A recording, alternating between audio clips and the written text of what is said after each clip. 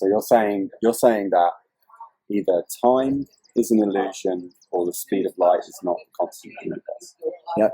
So we have two different, like everything can boil down to the mutual exclusivity of those two things. So people are like, time dilation can't be real because when two clocks are accelerated at different speeds and stuff like that, like you've seen there's a clock on Earth and a clock on a spaceship and you do all kinds of crazy shit and you come back when they're different. So various modes of acceleration change time because time is unreal. Time is a consequence of other things. And these are proven by experiments that take clocks that are, you know, a pendulum, and then you move it all around and stuff. It's like, okay, well, that's going to affect the pendulum. It's like, oh, let's do a different kind of clock. Let's take two mirrors and bounce light between them and measure that as a clock, and then make another clock, and then accelerate them both and see if that breaks, because that is a brick shithouse of a clock. Same thing happens. Let's say you take a watch or whatever, so there's X many electrical cycles per second, and then the watch can keep regular time. So a digital watch with one in a spaceship and one on Earth, the same thing happens. And that's a pretty accurate watch with the battery charge and the amount of cycles that it goes through, and that's very accurate. So what gives is not physics, what gives is time. Time is the dimension that bends. We have the three dimensions of physical reality and stuff, and then we have the fourth pseudo-dimension of time. Well, do we know that the fourth dimension is time? I don't think that's given. No, I don't know that we know that, but when we talk about it in theory, and when I say that, we can kind of, it's good for communication. It's like calling Bitcoin a stock. It's not a stock, but it's a vehicle of communication. And then when people are like, well, a stock can default and go to zero. But you're right, it's not a stock. It can't do that. So it betrays meaning, but it helps as a tool to explain it. Are you familiar with Heidegger's theory of time, temporality? He was good because in the 30s, late 20s, he came up with this language, like a new language for how to talk about some of the phenomena that time gives rise to. And in particular, I want to just give you so that you can talk about it a little bit. He breaks time down into three main components. You've got ordinary clock time, which is basically counting. You're essentially counting something. A way of measuring progress. Let's wait 1 second. Okay, Yeah, okay. we might get there, but 1 sec. Okay, for sure. So yeah, so you got the ordinary time, clock time. Then you've got your world time. And world time is like your history. So I've got time when I'm on the train, and then I've got another unit of time when I'm walking to the office, and then you've got World War II, and inside of World War II were battles of World War II. And this is like history, or historicity. Like people make this kind of historicizing process. And then, and this is where it gets really interesting, is you have originary temporality. And with originary temporality, Heidegger wants to say something like time is primordial. So that means that time isn't what the clock says it is. Time is me deciding it's time to check the clock. And this he describes broadly as care. Like I have a care care. So I have to care enough to check what time it is, right? But what's regulating that witnessing, that decision to witness in the same way that on the blockchain miners decide to witness the economic claims across the network? It's almost as though time is the ability to discern between before and after. This has happened, this has not happened. This is being anticipated, and this has recently been experienced. Let me tangle that all up and tighten a knot and throw it back to your face. So what's going to happen is time is a way of measuring progress. That's what time is. Time is revolutions around the sun. It's days or minutes or conversations. It's measured by motion. So if all motion stops, time can't exist. So if all motion speeds up, then there's more time. There's a gradient of going down to absolute zero, no time, and then as things get faster, you go up and then there's more time. So there's a theory that's called the technological singularity. Yes. And that refers to an XY axis graph where you have the instantiation of ideas and complexity versus the amount of time going up. And as it continues to increase exponentially, it reaches this infinite rapturous velocity where all time becomes simultaneous. So when all time becomes simultaneous, you won't be able to measure events relative to if something happened before or after. Because everything becomes possible. And we're going to have to come up with a new meter stick that's not time, and I don't know what that's going to be yet. So it won't be a cesium stand or anything like that. It's going to be... Well, the thing about it is this compatible with the theory, this idea that we are time, we bring time to the universe. Like there's nature and nature lives. Observation. It's like hyper-relativity. Yeah. And so then it would be something like, right now there are 7 billion human hours per hour in existence. Yep. There are 7 billion human beings all witnessing something. And it almost feels as though when we stop witnessing things, nature kind of takes over. So if everyone stopped witnessing New York, as in stopped living there, 500 years later, you'd come back and nature would have just... It'd be pretty much gone. Yeah. Well, not 500, but like 500,000 or whatever. Yeah. Nature would take over and be gone. And then we'd come back without witnessing, and that very act of observation would change the environment itself. We'd be making decisions, we'd be bringing things to the space. Are you familiar with the theory of the biocentric universe? Yes, correct. The universe depends on us. Correct. I'm not sure how I feel about it. I don't know how I feel about it either because I can't disprove it easily, and it's just like it messes with. It's like a splinter in my mind. Like I can disprove it, It's just a very, very macro theory, I guess. So it's so hard to get wheels on it that you couldn't disprove it. So. Yeah, the problem is it's not falsifiable, and a lot of it's got a lot of New Age stuff in it. And, yeah, but it's fascinating too at the same time to be like, what are we thinking? Well, the idea there is that the powerful idea there is that we can't die. That death is just an illusion. That you don't really die. It's just that right now. I'm not familiar with that angle of it. Yeah, so it would just be that the death is just something that only happens to other people. I've done about 4 minutes of reading about it. Because if you think about it, death only matters to the people around the person who's died. It doesn't make any difference to the person who's dead. Yeah, that's true. Right? That's true. It's a relative. But I don't know. I feel like it's almost like it's too convenient as a theory. There is a place in my world for some of the ideas contained. I just feel like you're just jumping to the opposite. You're going from the ontic to the ontological. So physicists want to be, well, not anymore, but they used to be positivists, where you only care about things you can measure and falsify and prove. Now I'm noticing in the quantum mechanics scene that there's a lot more theorists coming on board, lots more Einsteinian style theorists. I think Bitcoin is a vehicle for an ontological awakening. Let's talk about that. That's what my speech was about. My speech was about that the instantiation of the beginning of this breakaway from linear increase to this exponential curve leading to the singularity. That's Bitcoin. That's what Bitcoin is. Bitcoin is 432 times faster than the traditional banking system at the worst measurement with a maximum 10-minute delay and then a best case 72-hour transaction. And what's Bitcoin doing? They are verifying funds. Almost instantly the funds are verified that they're coming. They are, after the 10 minutes, completely invoicing a permanent record of history. They're doing everything. The bank is waiting 72 hours, best case scenario. If it's a lot of money, it's going to be longer than that, just to confirm receipt of funds. They're not invoicing, they're doing anything else. And so it's like, well, okay, I'm a member of this bank. You know that the funds are coming. You can't confirm receipts and absorb risk for me so that I get my money as a risk-absorbing institution. What do you even do for society? What is it that you'd say you do here? Like you could take bankers away and nothing, everything would just be better. Yeah, it's like, you assholes. So that all sucks. But if you measure, like, okay, the economic friction is reduced by 432 times or whatever you want to say. Well, what is economics? Economics are human action, the quantification and rulers, quantifying human action. So when you reduce constants that had previously been held as irreplaceable relative to human action and the instantiation of complexity, when you just decimate friction and grease the skids of commerce by totally reducing friction itself. I mean, think about if we reduced friction to almost zero right now, we would slip and our heads would slam the ground and it'd be a very violent thing. Or if everything would happen all at once. If you reduced friction, everything would slide, basically.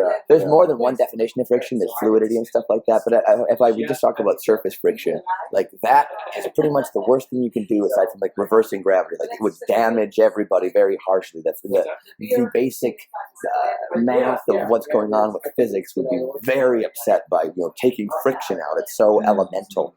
So when you take friction out of human action and we're able to transfer our value around with this new language, that's the instantiation of the beginning of this breaking of this linear projection of progress into the exponential. And we are going to use Bitcoin and this reduction in friction to come up with even more technologies that reduce friction even more. And the biggest roadblock then, after we create the technology to do this, is the government. They are an erector set that keeps out roadblocks to human action. And the future in which we are all successful and the government are mutually exclusive. And time and physics theory, I think, can prove it And if people wanted to debate various specific micro data points, I think we could go through and actually debate it to the math. I think that it would be like, yeah, collectivism is not valuable.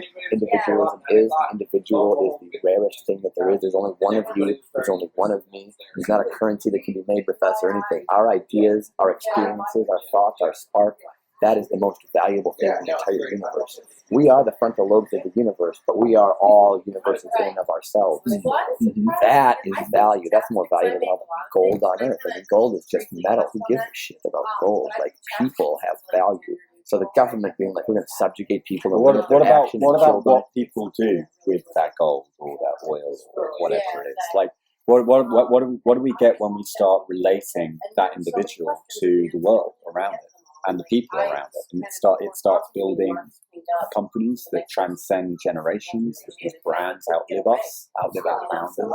They give rise to a kind of permanence, a truth that keeps being true despite of all the change around it. What ancient Greeks called ousia. Ousia was like to make magically efficacious by applying a sum. That's what that literal translation is. So I like this idea that things just work, that there is some magical sum that just makes all these trees and makes this solid by repetition. Like, solidity is the repetition. And there's a relationship between the scale. And the reason why, for so long, numismatics have held their value is because there is a substance being subjected to me like beneath you, and a repetition that will last. And I can therefore plan ahead because I can anticipate that this will keep doing the things that it's done in the past. Now, what is it with pattern?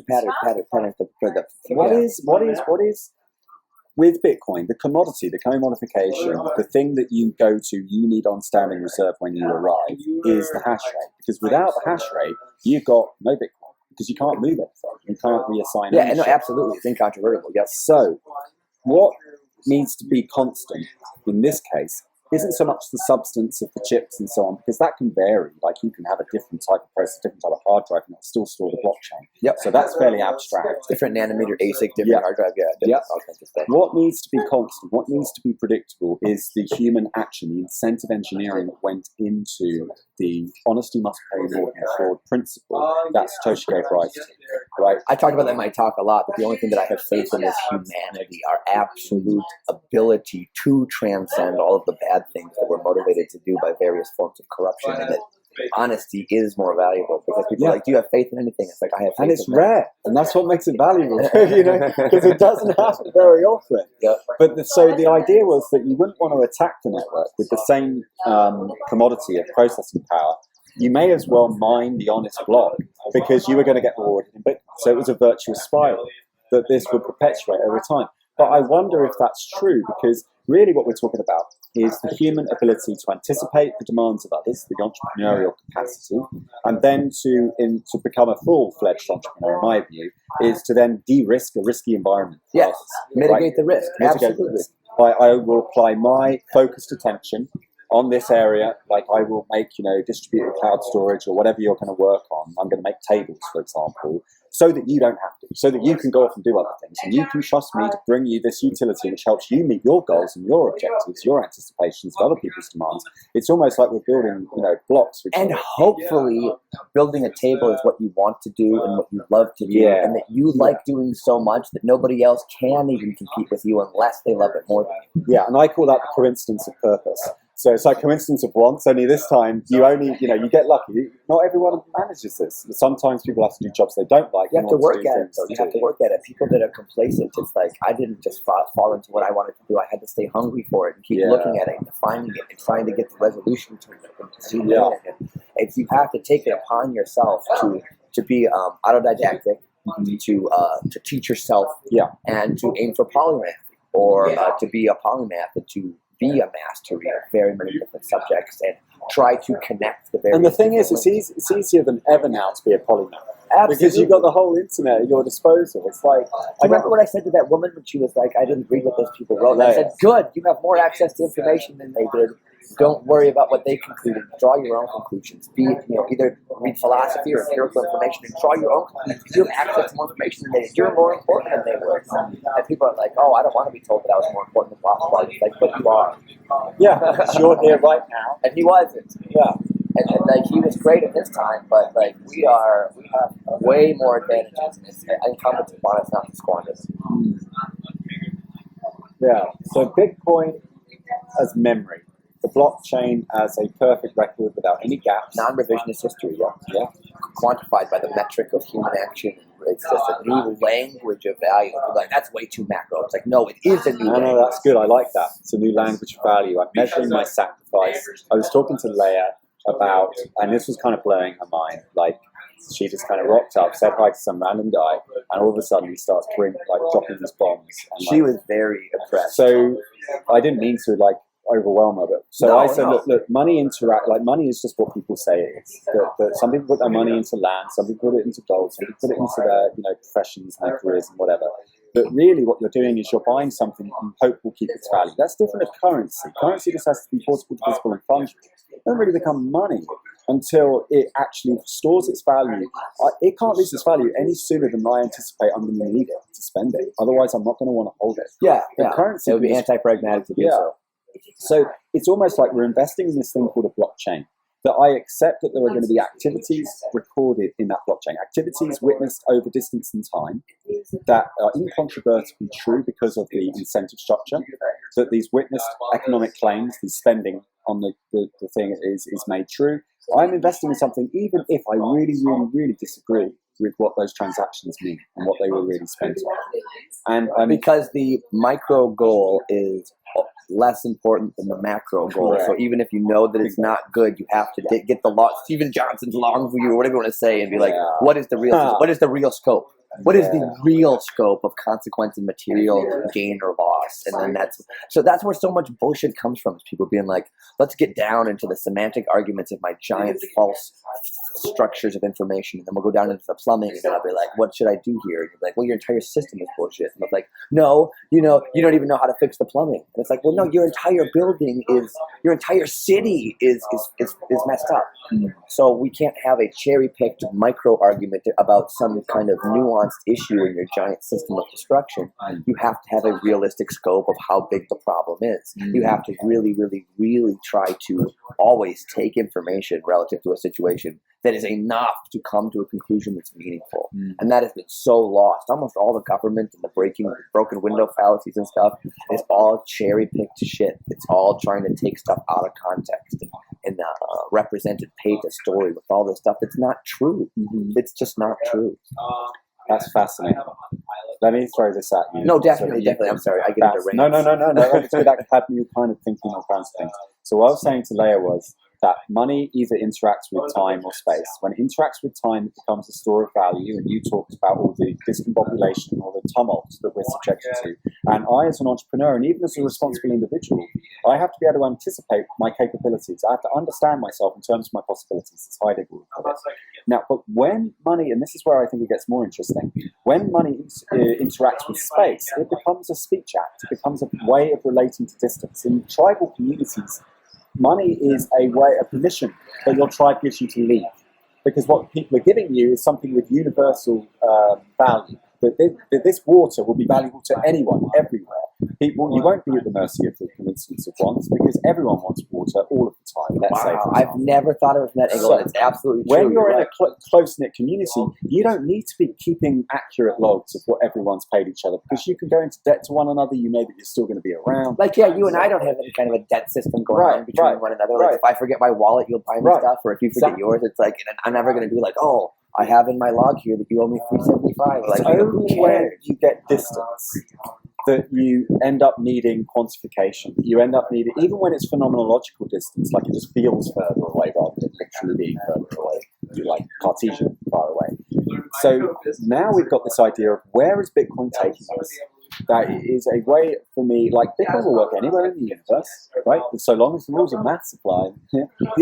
So long as math applies, so long as quantifying things can be done. Well, it could work inside of a black hole in theory. Like you'd be able to feed the blockchain over the event horizon, and it would still be updated. It would be printed onto the surface of the black hole. Bitcoin can propagate through a vacuum. It's a miracle of electromagnetism. Exactly. Once you have like quantum computers and you have superposition, where you change one particle particle and the other one simultaneously changes. Yeah, and you have gates and quantum entanglement that can process data. Once we get that, we will be able to feed the blockchain into black holes. And that blockchain will be fed into the surface of that black hole, that two-dimensional surface plane, will be written in there, like, permanently.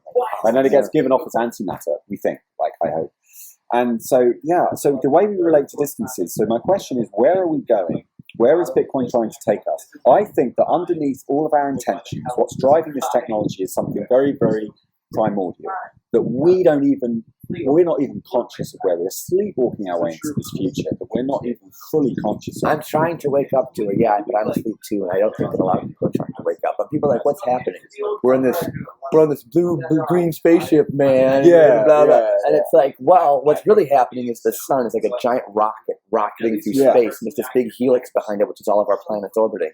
And some people have had really far out there theories that, like, the sun, because the sun's not staying still. That's right. So the sun is rocketing through space, dragging all of us with its gravity. And people think that might be actual time and history itself being coded into this helix that's being left behind in space-time.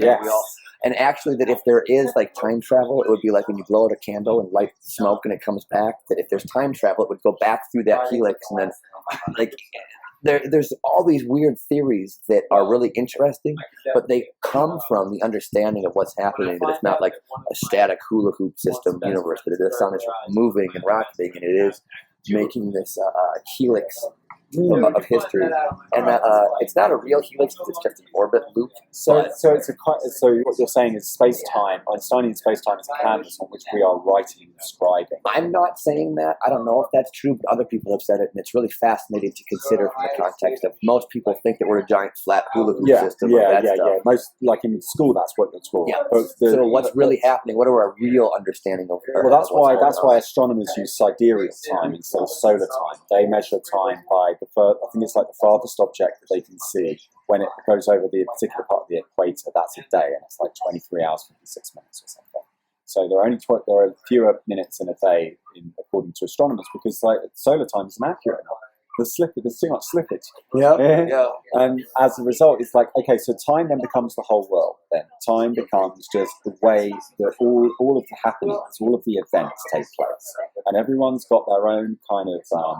I don't know how you describe this, but a discrete observation. I can't see what's behind me. I always face forward. That what is around me is intensely practical, but things far away, I can't use. I can think about them. But what the internet has done is it's given us control over things at distance. Like particularly now, what we're seeing now, like my data center I'm in control of, and that's not even here. There you go. So now we're entering we're entering a period for the Internet of Things, where everything will have a processor and a network connection. Now I've heard that the Internet of Things a lot of times. I've never had, but it strikes me as such a platitude. What does it mean? It means that everything has a processor and a network connection, an internet connection. Everything has an IP address. Every tree, or potentially, but every vehicle, every phone, obviously every phone, but like every car, every bike, everything. And you'll be able, and it will be. But that's not everything. Well, okay, not close to everything. Not everything. No. That's why I feel like it's so platitudinal when people say it. Maybe, but no, not everything, but enough that you would have a lot of witnessing, a lot of measuring. So the car would be intelligent about where it is. You would be wearing your Google Glass. If someone performs an illegal maneuver on the road, you'd be witnessing that. That would be uploaded to a database somewhere. But why is that called the Internet of Things? I don't know. I mean, like I agree that that's happening and that's cool, but the Internet of Things just seems like such a asinine statement. Well, I feel like it betrays meaning. Like when I talked before about communicating an idea and betraying meaning, I feel like that doesn't communicate the idea that it's supposed to communicate, and it betrays meaning. Well, anyway, I'm sorry. Put aside the name. I get wrapped up in rhetoric and nomenclature. So put that aside. So what does a world look like where we relentlessly, meticulously measure every event and quantify everything? It comes down to it will redefine justice itself, because it will beg questions. We'll have to make a decision, and even if you don't make a decision, that's still a decision, right? So if you decide not to make a decision, absolutely. Because if you let's make it trivial. Let's make it really trivial. So like road, highway code. So if I'm driving down the road, like in Russia, they have cameras in their car because there's so many hit and run incidents. Everyone is recording everyone else. Everyone's a cop. Everyone's a police officer, and everyone's recording everyone else. This is being uploaded to Google. Google then, let's say it's Google, has all this record.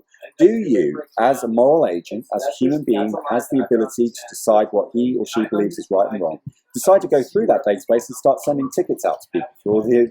It's not your responsibility. It's the responsibility of people to check. But I could if I wanted to. No, you couldn't. You wouldn't be able to enforce it.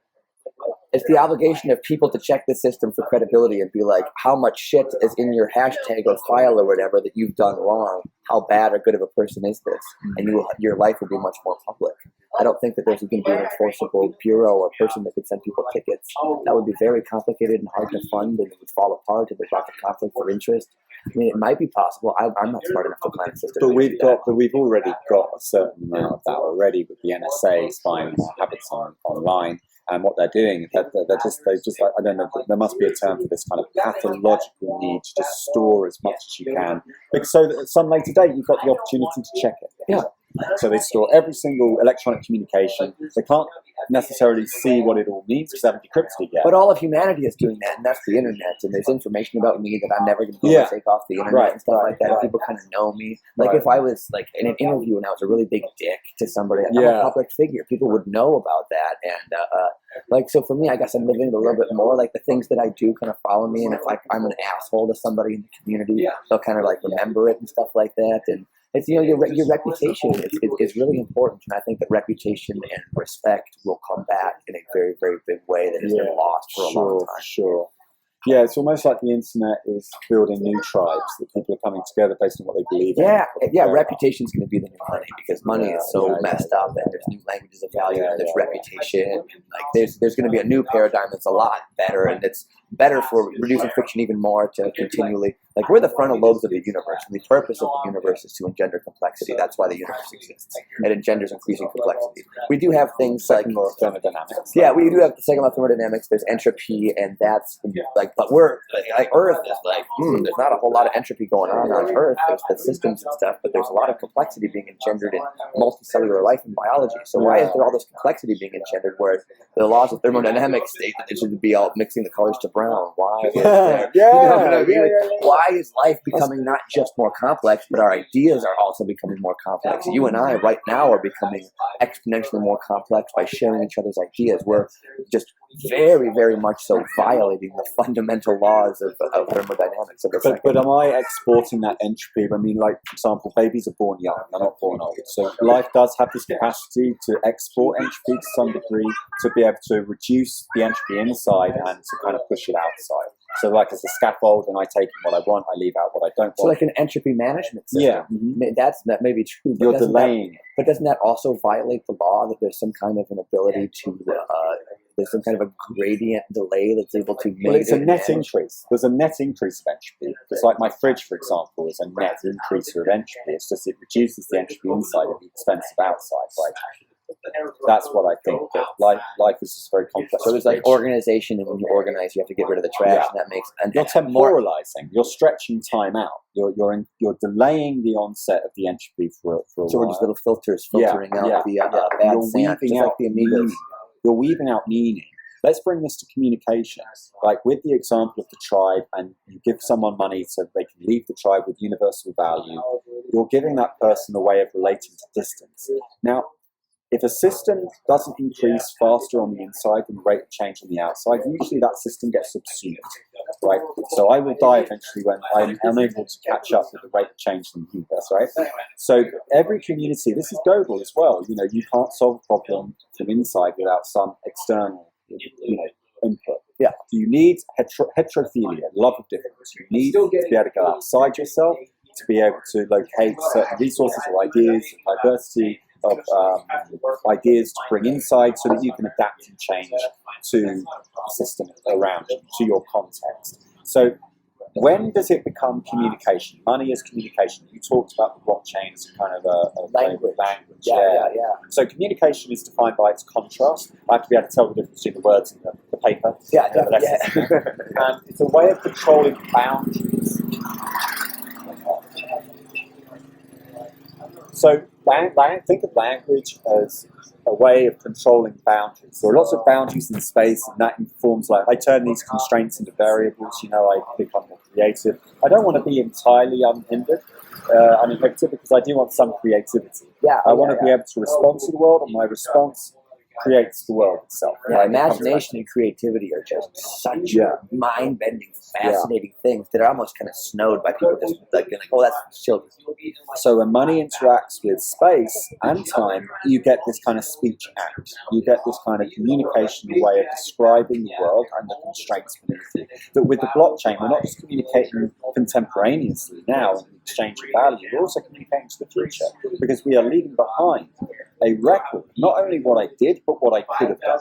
Like, here was all the money you had, and here's what you actually spent it on, And it's like, you could have done anything, but you chose to do that instead of this. And we haven't had that before. Yeah, we haven't. We've had God. I mean, when I said this to Will once on a show, he said, well, we've had God before, and God was supposed to tell us, he was supposed to be all-seeing, all-knowing. But now we've got this technology. Now we know it exists. Because we invented God. Yeah. Yeah. No, you're right. Oh, man, that had never occurred to me before. I love this conversation.